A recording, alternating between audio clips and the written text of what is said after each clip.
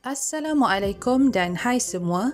Di video kali ini saya nak kongsikan cara reset kata laluan online banking Bank Islam melalui aplikasi BIMB Mobile.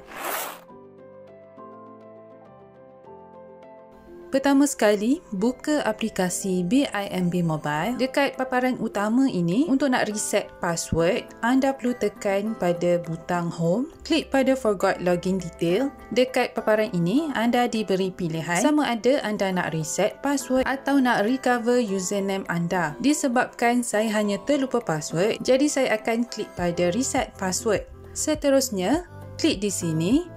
Anda diberi beberapa pilihan sama ada anda nak gunakan kaedah nombor akaun, financing account, debit card atau credit card. Untuk kali ini saya akan gunakan kaedah debit card. Seterusnya, untuk teruskan ke langkah berikutnya, sila masukkan nombor kad debit 16 digit anda di sini. Untuk jenis pengesahan pula, sila pilih New IC Number.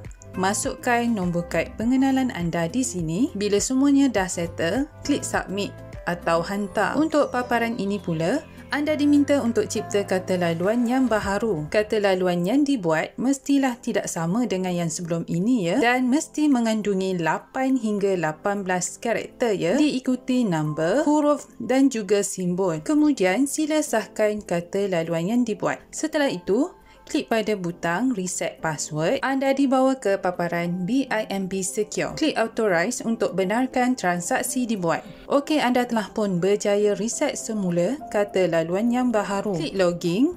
Klik pada Home. Masukkan kata laluan yang baru dibuat. Kemudian klik Login. Setelah berjaya reset password, anda tidak dibenarkan untuk membuat sebarang bentuk transaksi sehingga 12 jam atau dalam tempoh bertenangnya.